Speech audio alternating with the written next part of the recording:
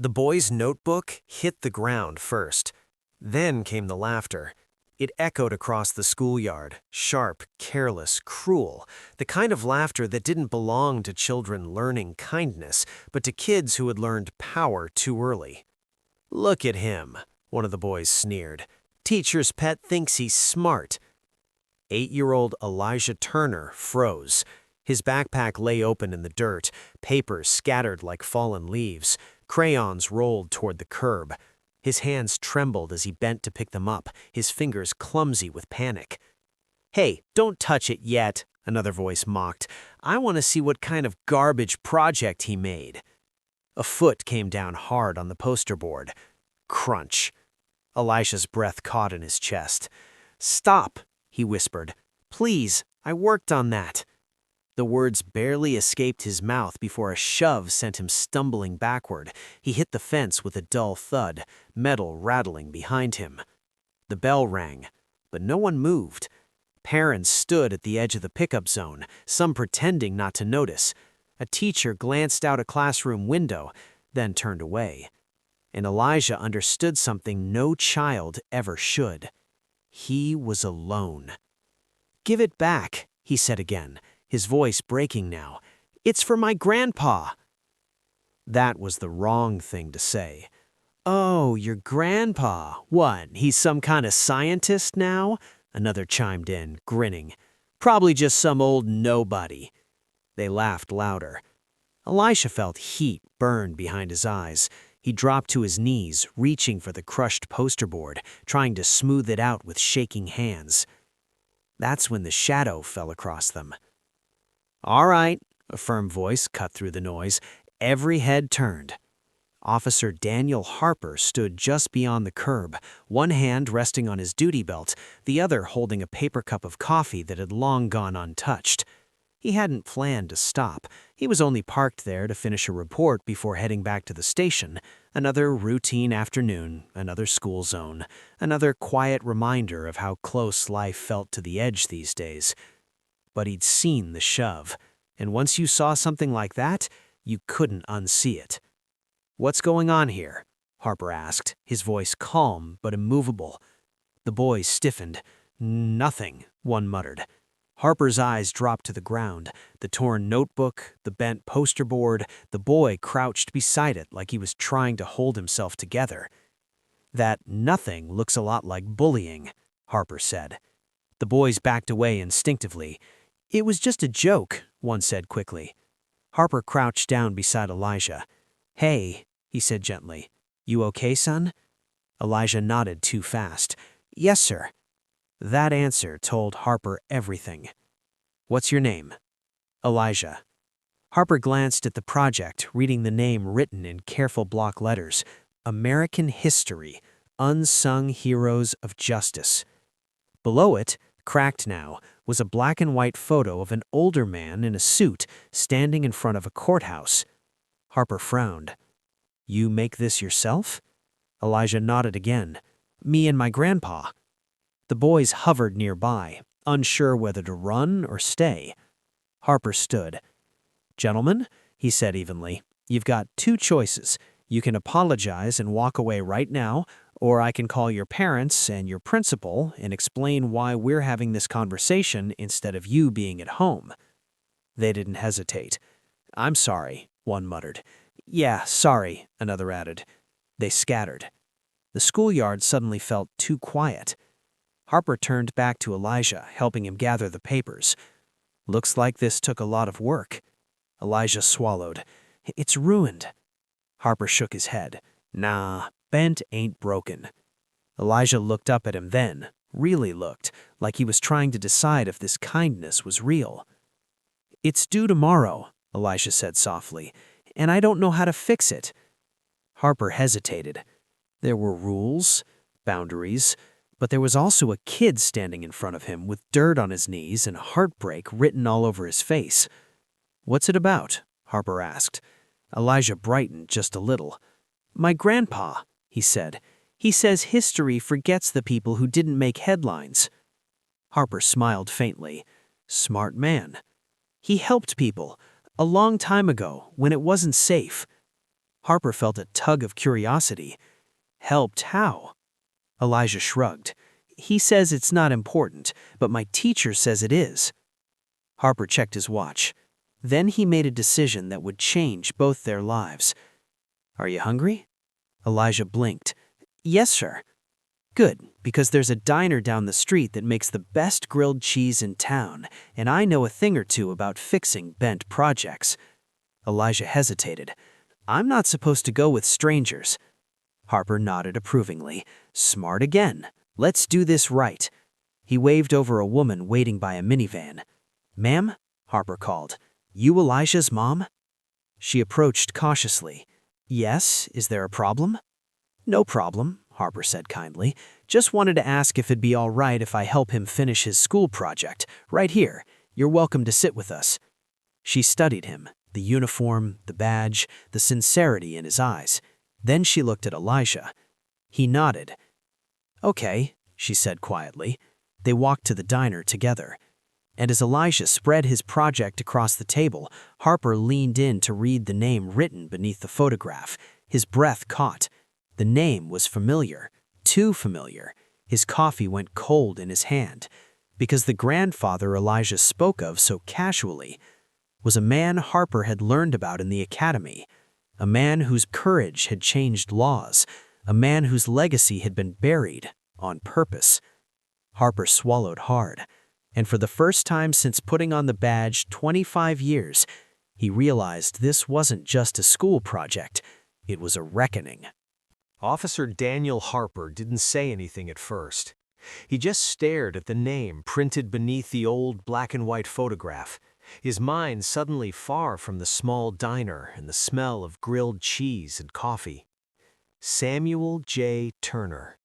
The letters looked ordinary enough, neat, faded slightly, like they'd been written and rewritten over the years. But to Harper, that name carried weight. History weight. The kind that didn't make it into glossy textbooks or highlight reels, but lived instead in whispered lectures at the police academy, in footnotes of civil rights cases, in the uncomfortable pauses instructors made before moving on. Harper cleared his throat. That your grandfather? He asked carefully. Elijah nodded, unaware of the shift happening across the table. Yes, sir. Grandpa Sam. Does he... Harper hesitated. Does he ever talk about what he did? Elijah shrugged as he spread the torn poster flat, smoothing it with both hands. Not really. He says the work was never about him. He says it was about making sure kids like me didn't have to be scared all the time. Harper looked down at his hands. He remembered the academy classroom, the instructor pacing slowly, the slide on the screen showing grainy footage from the 1960s, protesters, police lines, fire hoses, and one name. Samuel J. Turner, community organizer, legal advocate, witness in a landmark federal investigation involving discriminatory policing practices in the South, a man who had testified when testifying meant risking everything. Harper had been a rookie then, still believing the badge alone made you righteous. Samuel Turner's story had complicated that belief. You know, Harper said slowly, your grandpa helped a lot of people. Elijah smiled faintly. He still does. He helps me with my math. Harper laughed softly, the sound surprising even himself. Well, he said, reaching for a napkin, let's help him right back. They spent the next hour working together. Harper fetched tape from behind the counter. Elijah's mom, Denise, brought over extra construction paper from her car. The diner owner, an older man with gray hair and tired eyes, watched quietly, then brought over a fresh plate of fries on the house. As they worked, Harper asked questions, gentle ones. What grade you in? Third. What's your favorite subject? History and science. Grandpa says asking why is important. That's good advice, Harper said. Across the table, Denise watched with parted gratitude. She'd learned long ago not to trust help too easily. Life had taught her that kindness sometimes came with strings. But Harper didn't rush, didn't preach, didn't perform. He listened. When they finished reinforcing the poster board, Elijah leaned back, inspecting it. It looks better. Looks strong, just like the man it's about. Elijah beamed. Then his smile faded slightly. Officer Harper? Yes, son? Why were those kids so mad at me? The question hung there, heavier than it should have been. Harper chose his words carefully. Sometimes, he said, people don't like being reminded of things that make them uncomfortable, even when those things are true. Elijah frowned. Grandpa says the truth isn't supposed to hurt people. Harper nodded.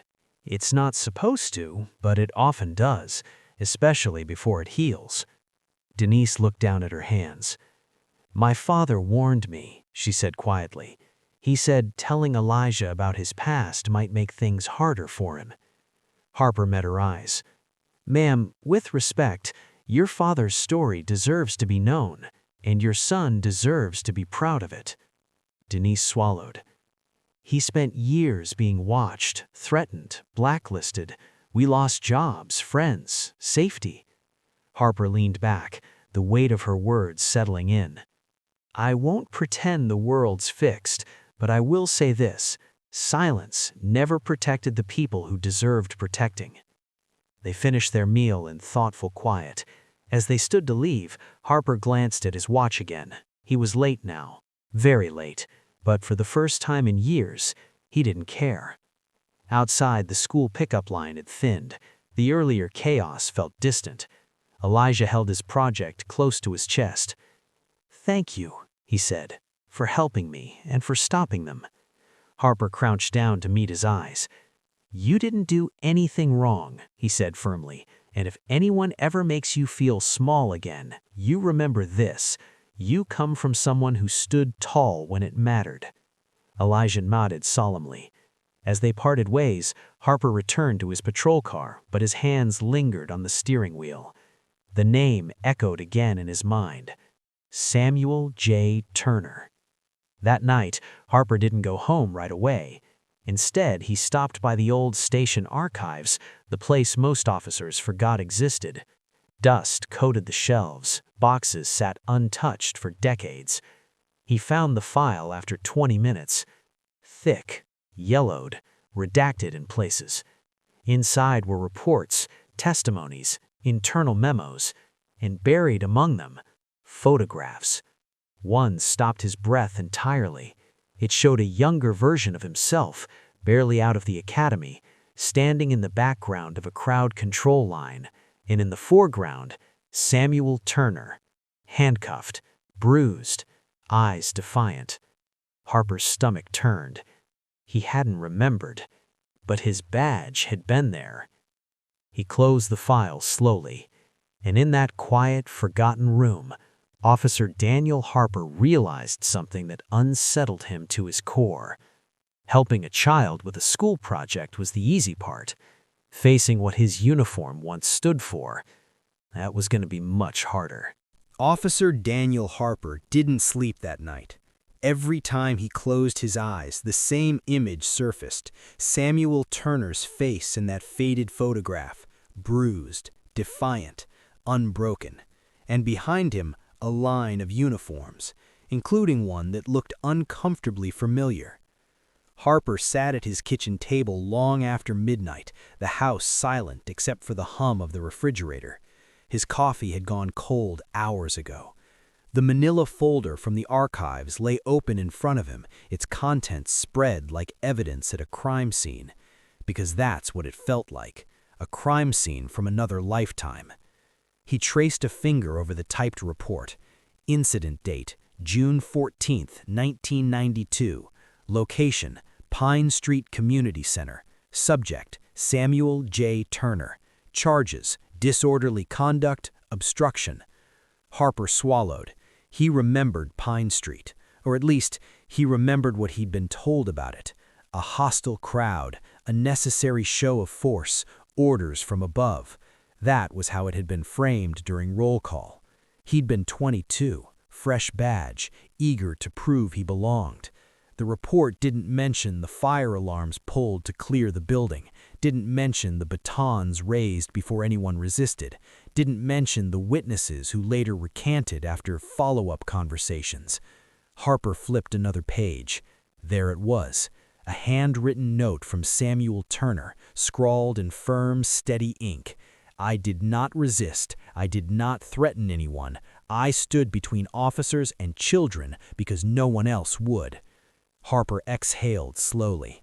A knock at the door made him jump. 3 sharp raps. He stood, heart pounding, and glanced at the clock. 2:17 a.m. Harper opened the door cautiously.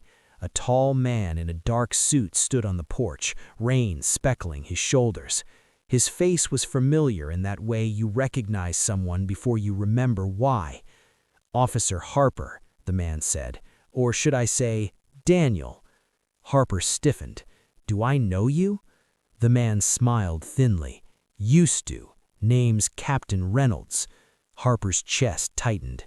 Reynolds had been a lieutenant back then, one of the ones who gave the orders. "What do you want?" Harper asked. Reynolds glanced past him, eyes flicking briefly to the open folder on the table behind him. "May I come in?" Harper hesitated, then stepped aside. Reynolds entered, his gaze lingering on the documents without touching them. "I heard you helped a kid today. Real heartwarming story." Harper's jaw tightened. "Why are you here?" Reynolds clasped his hands behind his back.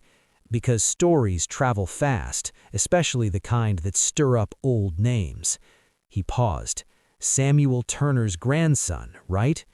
Harper didn't answer. Reynolds smiled again, but this time there was no warmth in it. "You see, Daniel, some chapters are better left closed, for everyone's sake." Harper crossed his arms. "You threaten children now?" Reynolds chuckled softly. "Don't be dramatic. I'm just reminding you of reality. Turner caused trouble. He made accusations. The department survived. We all moved on." "Did he?" Harper snapped. "Or did we just bury it?" Reynolds' eyes hardened. "You were a good officer. Still are. Don't ruin that over ancient history." Harper stepped closer.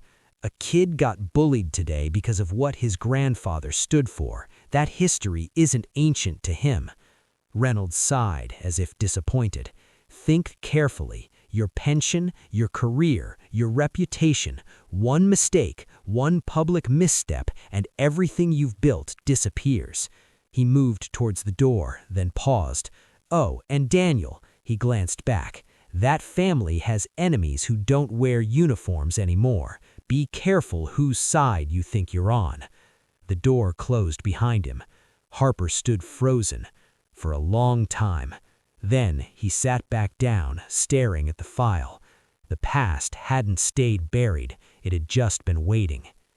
The next morning, Harper drove past Pine Street. The community center still stood, though the paint was peeling and the windows boarded up. A chain-link fence surrounded it now, weeds curling through the metal like fingers. He parked across the street and sat there, watching. A memory surfaced, hazy but persistent. Children screaming, a megaphone crackling, a man stepping forward with his arms raised. "There are kids inside," the man had shouted. "This doesn't have to turn ugly." Samuel Turner. Harper hadn't swung the baton, but he hadn't stopped it either. That realization hit harder than any accusation ever could. His radio crackled, pulling him back. "Unit 12, respond to Jefferson Elementary, possible disturbance." Harper's grip tightened on the steering wheel. Jefferson Elementary. He knew that name. That was Elijah's school. He didn't hesitate. By the time Harper arrived, a crowd had gathered near the playground. Teachers stood clustered near the entrance, their faces tight with concern. He spotted Elijah immediately. The boy stood near the flagpole, clutching his project board to his chest like a shield. Denise stood beside him, her arm wrapped protectively around her shoulders. Across from them were 2 parents, a man and a woman, both red-faced and shouting, "This is propaganda. You can't let him bring this into the school." The woman pointed at Elijah. "My daughter came home asking why police hurt people. This is unacceptable." Harper stepped forward.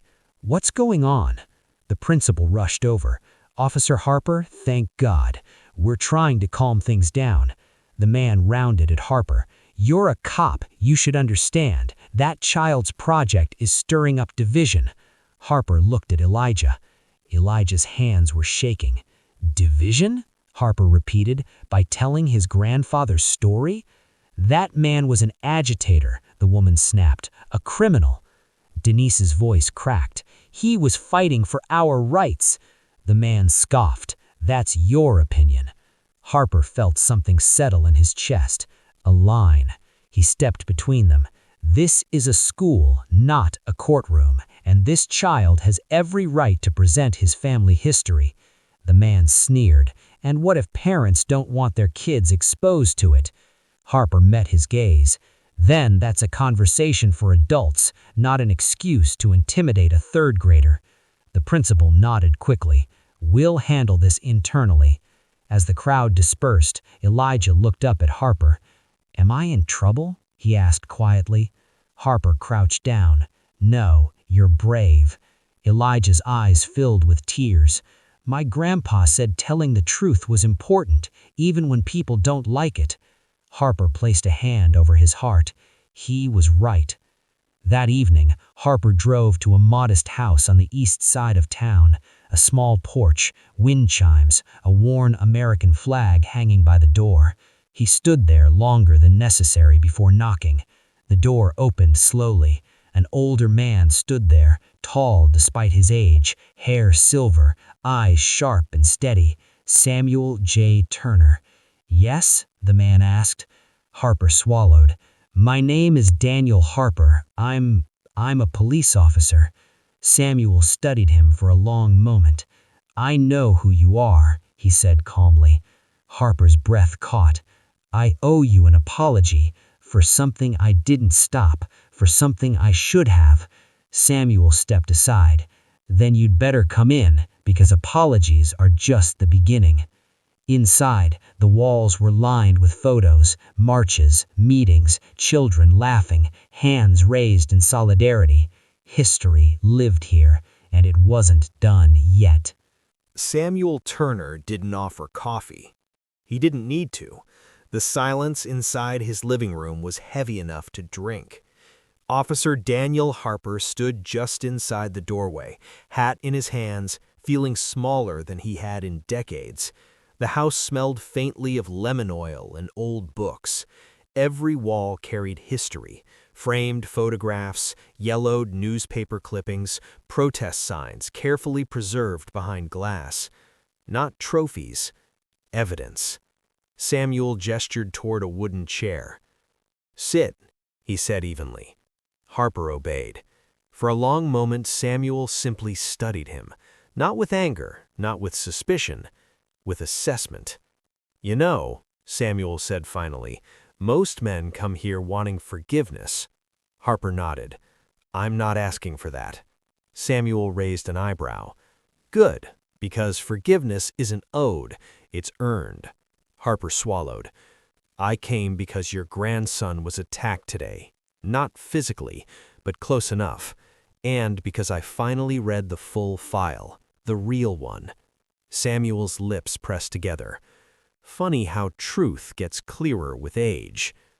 "I was there," Harper said quietly, "that night on Pine Street. I didn't hit anyone, but I didn't stop it either."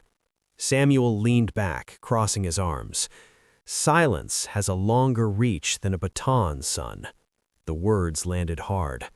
Harper nodded. "I know." Another pause. Then Samuel stood and walked to the wall, lifting a framed photo and handing it to Harper. It showed a younger Samuel, arm bandaged, standing in front of the community center. Children peeked from behind him. "That was the night," Samuel said. "You remember what I said." Harper's throat tightened. "You said, 'There are kids inside.'" Samuel smiled faintly. "That's right, and one of your superiors told me to move." Harper remembered. "He said you were obstructing." Samuel chuckled dryly. "I was obstructing violence." Harper stared at the photo. "Why didn't you fight it? The charges, the lies?" Samuel's eyes softened. "I did, for years. But when the system won't listen, you don't keep screaming. You teach the next generation how to speak louder. Harper thought of Elijah, the project board, the shaking hands. I don't want him to carry this alone, Harper said. I don't want to keep pretending I don't see it. Samuel studied him carefully. Then you need to understand something, he said. Once you step onto this path, you don't get to step back. I know, Harper replied. Captain Reynolds came to my house last night. Samuel's eyes sharpened. He would. He warned me about my career, my pension, my reputation. Samuel nodded slowly. That's how fear travels, dressed up as concern. Harper met his gaze. I'm done being afraid. Samuel held his stare for a long moment, then extended his hand. Then welcome to the long road, he said. Harper shook it and felt the weight of history pass between them. The backlash didn't wait. By the next morning, Harper's inbox was full. Anonymous complaints, requests for internal review, emails from concerned citizens. Someone had leaked footage from Jefferson Elementary, carefully edited. The video showed Harper stepping between parents and Elijah, his voice firm. The caption read, "Officer pushes a political agenda in school." Harper watched the clip once, then closed it. At roll call, the room felt different. Conversations stopped when he entered. Captain Reynolds stood near the podium, arms crossed. "Officer Harper," Captain Reynolds said loudly. "A word." They stepped aside. "You're making waves," Captain Reynolds said quietly. "Unnecessary ones." "I protected a child," Harper replied. Captain Reynolds leaned closer. "You protected a narrative." Harper met his gaze. "I protected the truth." Captain Reynolds' jaw tightened. "Truth is subjective." "No," Harper said. "Power is." A few officers nearby shifted uncomfortably. Captain Reynolds straightened. "You're reassigned. Desk duty. Effective immediately." Harper nodded once. "Understood." As he walked away, a younger officer caught his eye, hesitated, then gave a small nod. It wasn't much, but it mattered. That afternoon, Harper visited Elijah's school again, this time off-duty. Elijah sat alone at a lunch table, his project board tucked beside him. Harper approached slowly. "Mind if I sit?" Elijah looked up surprised. "You're not in uniform." "No," Harper said, smiling faintly. "Today, I'm just Daniel." Elijah nodded. "They're still mad," Elijah said quietly. "Some kids' parents." "I know," Harper replied, "but some people are proud too. They're just quieter." Elijah thought about that. "Grandpa says quiet doesn't mean weak." Harper smiled. "Your grandpa's a smart man." Elijah glanced at the board. "Do you think I should change my project?" Harper shook his head. "No, I think the world needs to see it exactly as it is." Elijah smiled for the first time that day. That evening, Harper stood at his kitchen table again, this time with his badge beside the folder. He stared at both. Then he opened his laptop. He typed slowly, deliberately. Subject: Formal statement regarding June 14, 1992. He detailed what he remembered, what he didn't do, what he should have. He attached documents, names, dates. When he finished, he hesitated, then hit send. The email went to Internal Affairs, the City Council, and 3 journalists Samuel Turner trusted. The line had been crossed. The next morning, the headline broke. Officer reopens case linked to 1992 community center incident. By noon, the department was in damage control mode. By evening, Captain Reynolds' name was trending. Samuel Turner watched the news quietly from his living room. Elijah sat beside him. "Did we do something bad?" Elijah asked. Samuel put an arm around him. "No," he said. "We did something right." Across town, Harper sat alone in his car, phone buzzing nonstop. He ignored it. For the first time in his career, the weight he felt wasn't fear, it was clarity. And it was just the beginning. The first thing Officer Daniel Harper lost wasn't his badge. It was his quiet. By sunrise, his phone hadn't stopped vibrating for hours. Missed calls stacked into the dozens. Voicemails ranged from clipped professionalism to outright venom. Some begged him to reconsider. Some warned him to lawyer up. Some didn't bother hiding their anger. "You're burning bridges you don't even see," one message hissed. Harper deleted it without listening to the rest. He stood at his kitchen window, watching the city wake up. Sirens in the distance, traffic building like a pulse. The same city he'd sworn to protect, and the same one that had learned to look away. For years, Harper had believed neutrality was professionalism. Now he understood what Samuel Turner meant. Silence had a reach. At Jefferson Elementary, the tension settled in before the first bell. Parents clustered near the entrance, voices low but sharp. Some pulled their children closer when Elijah walked past. Others stared openly at the poster board tucked under his arm, now reinforced, laminated, and undeniably visible. The school principal, Mrs. Harlan, stood near the doors with a forced smile that didn't reach her eyes. She spotted Denise Turner approaching and stepped forward. "Mrs. Turner," she said, "may I speak with you?" Denise stiffened. "About what?" Mrs. Harlan lowered her voice. "There have been concerns. Some parents feel the project is politically sensitive." Denise's jaw tightened. "It's history." "Yes, but my father's life isn't a debate topic, and my son isn't responsible for adult discomfort." Mrs. Harlan hesitated. "We just want to maintain harmony." Denise leaned in slightly. "Harmony doesn't come from erasing people." Nearby, Elijah stood very still, listening. He looked up at his mother. "It's okay," he said quietly. "Grandpa said this might happen." Denise's chest ached. Across town, the police department went into full containment mode. Captain Reynolds sat behind closed doors with city attorneys and union representatives. Files lay open on the table, like wounds. "This is spiraling," one attorney snapped. "The media is framing it as a systemic reckoning." Reynolds rubbed his temples. "It's one officer with a conscience crisis." "Then contain him," the union rep said flatly, "before others get ideas." They all knew what that meant. Harper was summoned to internal affairs just after noon. The room smelled like old carpet and recycled air. Two investigators sat across from him, expressions carefully neutral.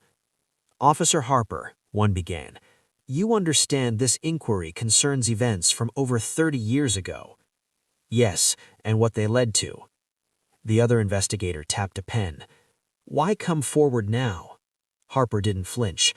"Because a child was bullied for telling the truth, and because I finally realized my silence made me complicit." They exchanged a glance. "Do you understand the potential consequences? Termination, loss of pension, civil liability." "I do." "Then why proceed?" Harper met their eyes. "Because if I don't, I'll keep passing this weight to the next generation, and that's not justice, that's cowardice." The room went quiet. They wrote notes. Lots of them. That afternoon, the backlash spilled fully into public view. A talk radio host called Harper a traitor to the badge. An online forum labeled him anti-police. A protest formed outside the precinct, two sides shouting past each other. Harper watched from inside as officers he'd known for years avoided his gaze. One didn't.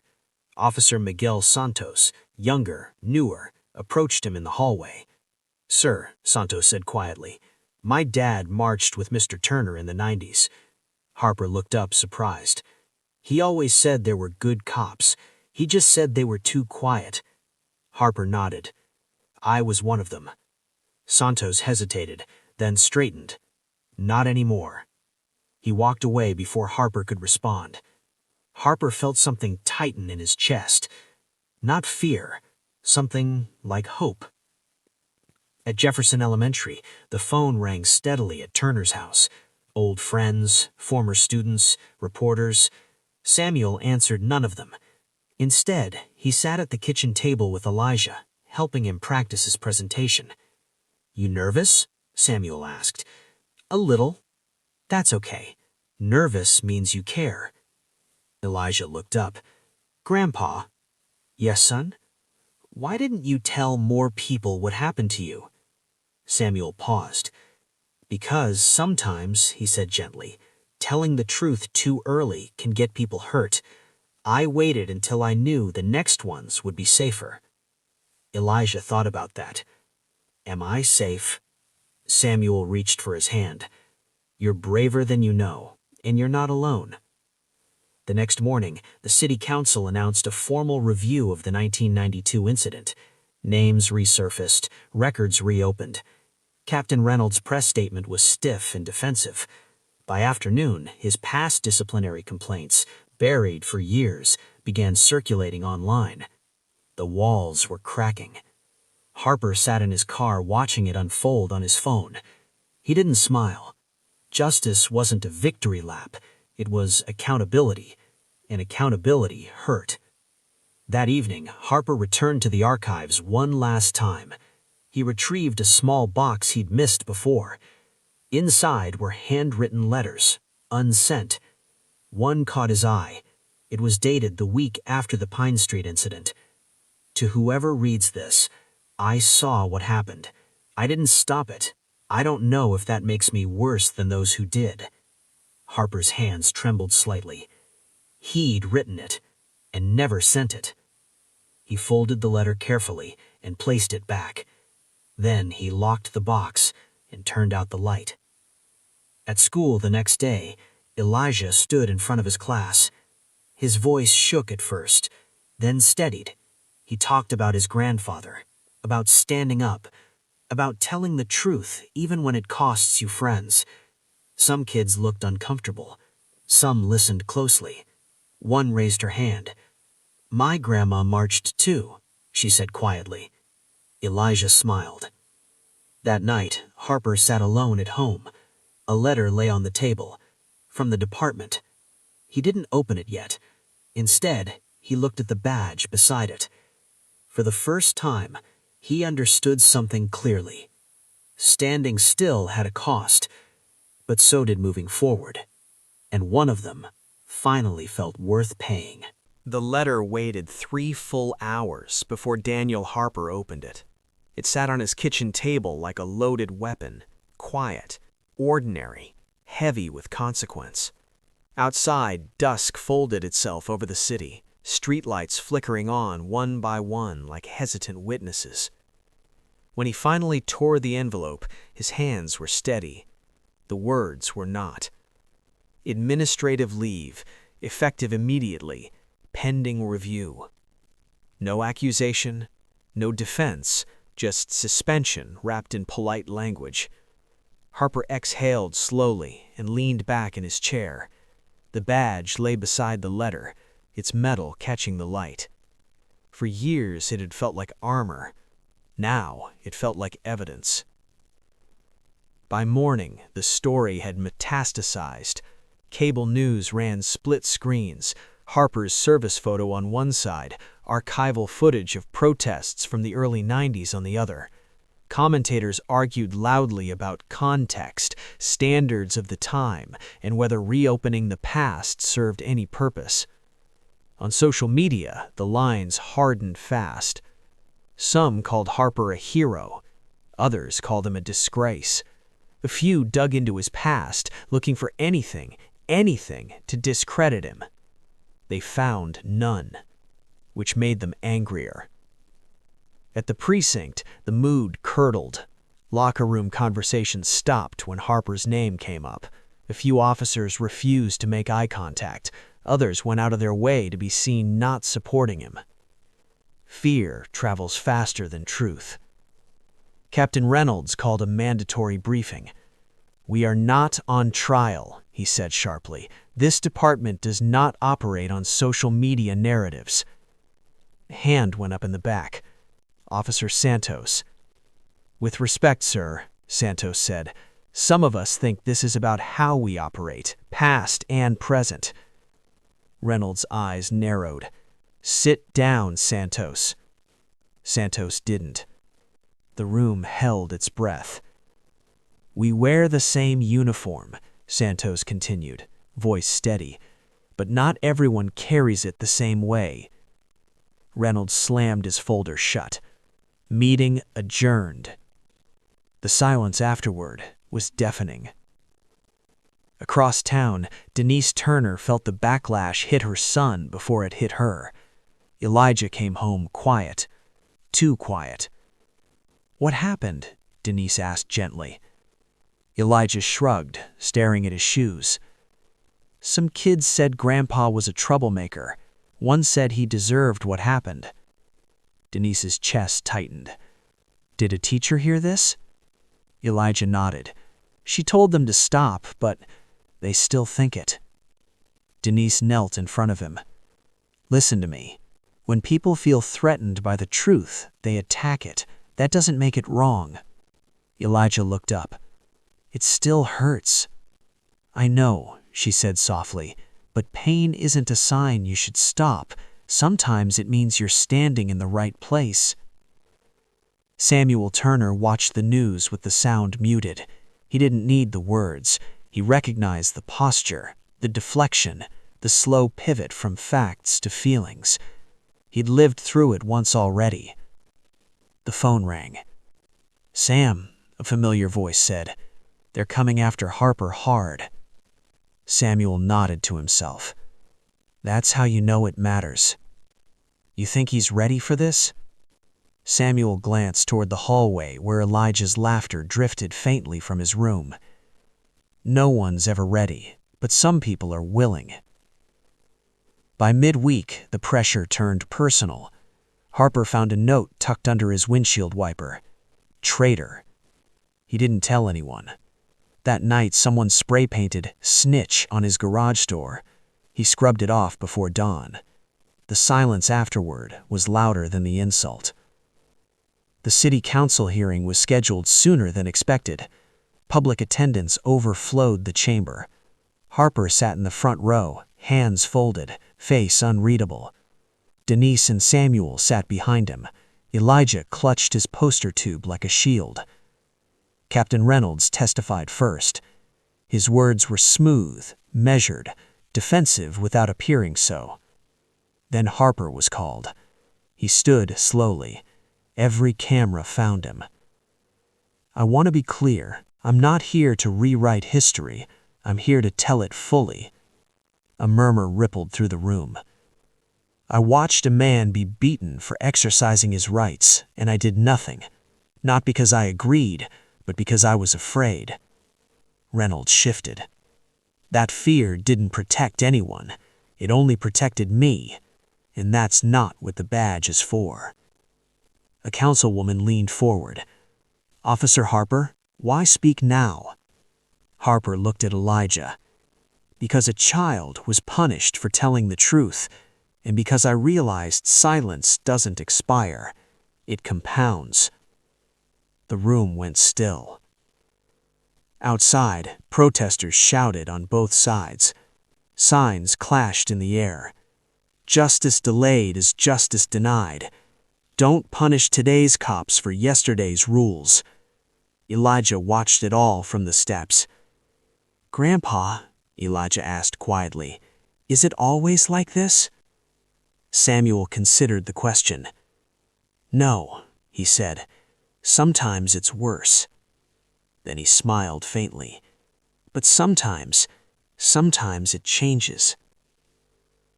The backlash reached its peak that night.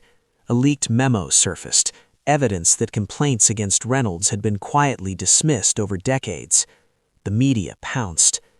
By morning, Reynolds was placed on leave. The narrative shifted. Suddenly, Harper wasn't alone anymore. Harper received a call from Internal Affairs. "Your testimony corroborated new evidence," the investigator said. "The inquiry has expanded." "What does that mean?" Harper asked. "It means the truth is moving faster than we can contain it." Harper hung up and sat in the quiet. He thought of the boy in the classroom, of the man on the pavement years ago. of the cost. Then his phone buzzed again. A message from Santos. "Whatever happens, thank you." Harper stared at the screen. The backlash hadn't broken him, but it had stripped away the illusion that doing the right thing would ever be painless. Late that evening, Denise found Elijah at the kitchen table, rewriting his project. "I want to add something," he said. "What?" asked Denise. He wrote carefully.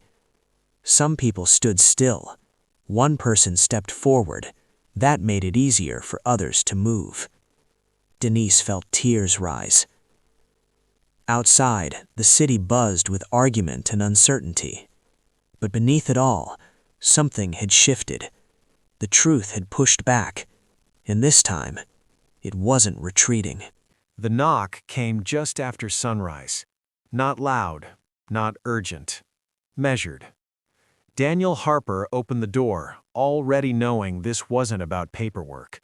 Two internal affairs investigators stood on his porch, badges visible, expressions neutral in the way only practiced neutrality could be. "Officer Harper," the taller one said, "we need to ask you a few more questions." Harper nodded and stepped aside. Inside, the house felt smaller than it had the night before.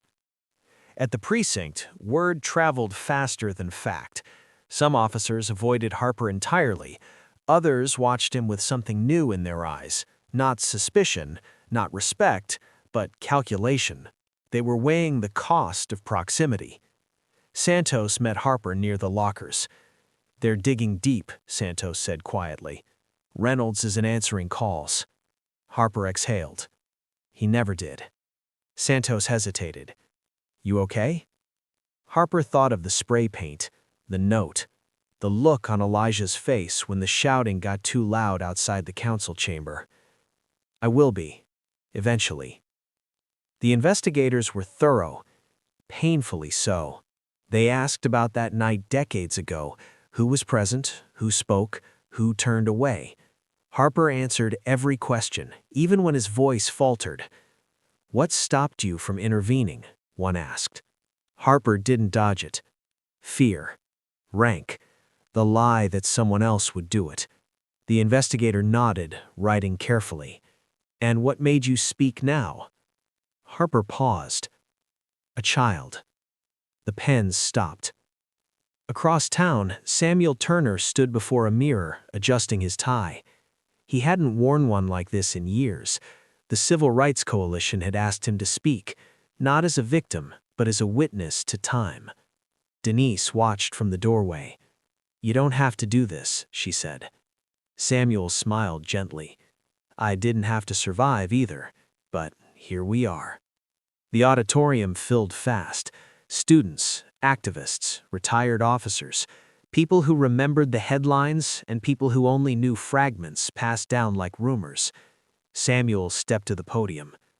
"My name is Samuel Turner, and for a long time, that name came with a warning." A hush settled. "I was told to be quiet, to be patient, to wait for change." He leaned forward slightly. "Change doesn't come to people who wait for permission." Applause broke out, uneven but growing. The media tried to frame it as sides, cop versus community, past versus present, order versus unrest. But something about this story resisted neat boxes, because there was a child at the center of it. And children don't care about narratives, only fairness. Elijah's school project went viral, not because of polish, because of honesty. A photo of his poster spread across platforms. "My grandpa told the truth. A police officer helped me learn why that matters." Comments fluttered in, some cruel, some kind, many conflicted. But people were talking, not shouting past each other, but actually reading. Harper received a call that night from an unfamiliar number. "This is Chief Morales. I want to speak with you, off the record." They met at a quiet diner on the edge of the city. Morales didn't waste time. "You understand this won't end cleanly," she said. "There will be consequences." Harper nodded. "I figured." She studied him. Why didn't you come to us sooner? Harper stared into his coffee. Because I didn't believe the system would protect the truth. I believed it would bury it. Morales leaned back. And now? I believe silence is worse. She was quiet for a long moment. Good, she said finally, because the department is changing, with or without everyone's consent. The backlash reached its breaking point 2 days later. Reynolds resigned, not quietly. He released a statement blaming political pressure and revisionist history. It satisfied no one. Within hours, 3 retired officers came forward with corroborating accounts. The wall cracked. At home, Harper sat alone in the dark. The badge lay on the table again. He picked it up, turning it over in his hands. He didn't know if he'd still be allowed to wear it after this, but he knew something else. For the first time in his career, he hadn't looked away. Elijah stood in front of his class one last time. No heckling, no laughter. Just attention. My grandpa said being brave doesn't mean you're not scared. It means you do the right thing even when you are. He glanced at the back of the room. Harper stood there, invited quietly by the teacher. Elijah smiled. And sometimes, he added, people surprise you. After class, Harper approached Samuel. They stood facing each other, not as symbols, not as opposites, just men.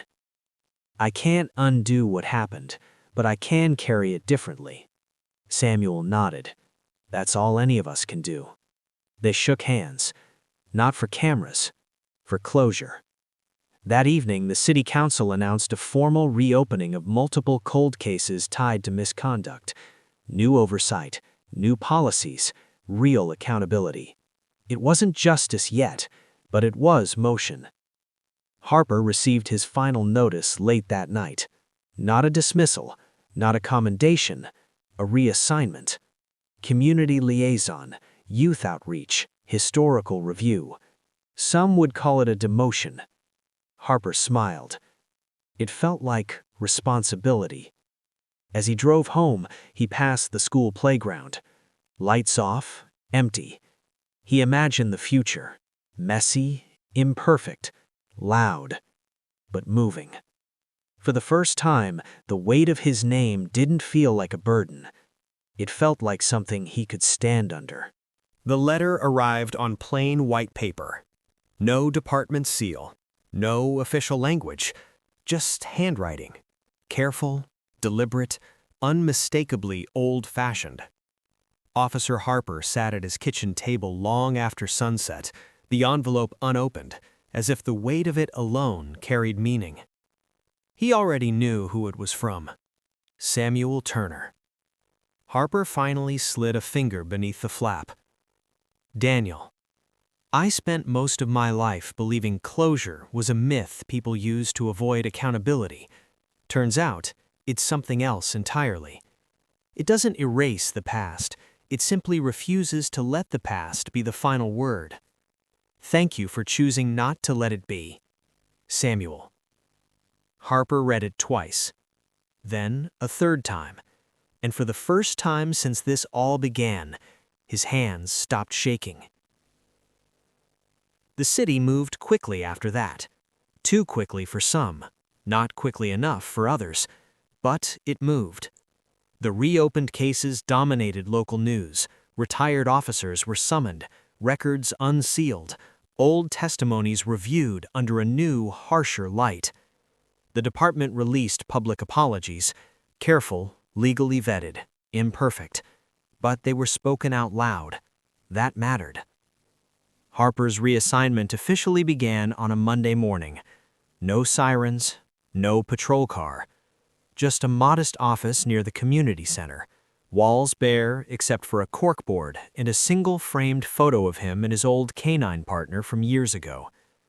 A sign on the door read, Community Liaison, Youth and Historical Accountability. Some officers scoffed, others nodded respectfully. Harper didn't care which. His first visit was to Elijah's school. No uniform, no badge on display, just Daniel, The principal introduced him simply. "This is Mr. Harper. He's here to listen." That word, listen, carried more weight than any title.